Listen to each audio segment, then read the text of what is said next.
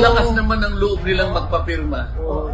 Ang lakas naman ng loob. Kapag ginawa nila ito, magrarally ako. Kapag kung umanap ka ng pirma, ito yung diretsong pagsasakatuparan ng impeachment complaint na hindi nadadaan sa Committee on Justice. Ito'y tuloy-tuloy na itatransmit sa Senado. Opo. Kasama na yung articles of impeachment. Opo. Yan ang kinatatakutan ko. Na itong ginawang manifesto na ito ay kunwari lang. Isip-isipin naman. Pinili nila yung mga mabubuting mga salita eh. Oho. Isang deklarasyon ng pagkakaisa, katapatan at paninindigan sa pagtatanggol sa bayan. Oho. Nasaan ang pagkakaisa? Nasaan ang katapatan? Oho. Nasaan ang paninindigan mo nung ginawa mo itong manifesto nito? Ito yung nakakatakot.